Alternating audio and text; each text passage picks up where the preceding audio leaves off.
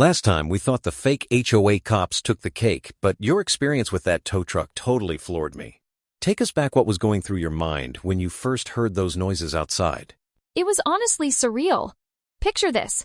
It's nearly midnight, the neighborhood's dead quiet, and suddenly I hear this wild mix of metal and chains clanking outside. At first, I thought maybe someone dropped something, but when I peeked out, there's a tow truck literally in my driveway, already messing with my pickup.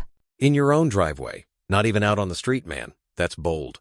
Were you worried it was being stolen, or did you suspect something else right away? Honestly, for a split second, I thought it was a straight-up theft.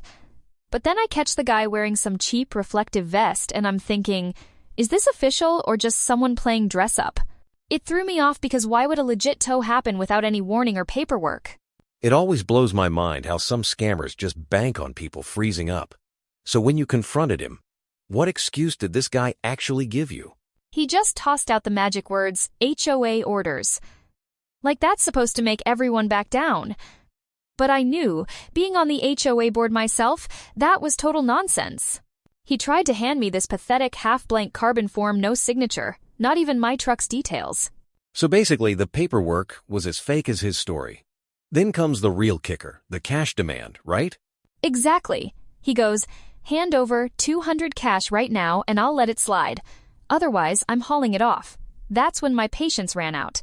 I told him flat out he was trespassing, and if he didn't leave, the cops would be on their way. I can practically see him squirming. People like that hate when someone knows their rights. Was he nervous when you mentioned calling the police? More than nervous, he got jumpy. When I asked him to show any real contract, he just got louder, trying to bulldoze over my questions. But as soon as I pulled out my phone and hit record, you could see the panic in his eyes. He literally abandoned everything and tore off, chains still dragging behind. Classic move: scammers disappear the second there's any proof they might be caught. But it didn't end there, did it? You said your neighbor wasn't so lucky? Yeah, that's what really rattled me. A few hours later, my neighbor tells me her car vanished. Same tow company, same HOA story? Only this time, she paid $300 cash on the spot just to get her car back. It's terrifying how fast they hit multiple houses. Hearing that just makes my blood boil. If this can happen so quickly, what should people do if a tow truck suddenly shows up with some sketchy story? First off, never take their word for it. Ask to see official documents, signed orders, real addresses, dates, no real paperwork. They have no business on your property. And always, always film everything, because one quick video can make these guys run for the hills. That actually reminds me, your footage. Is it helping with the investigation? Definitely. I handed it over to the police, and apparently there's no legit business behind that tow company. No license, not even a real address. Just two guys with a truck and a handful of carbon slips.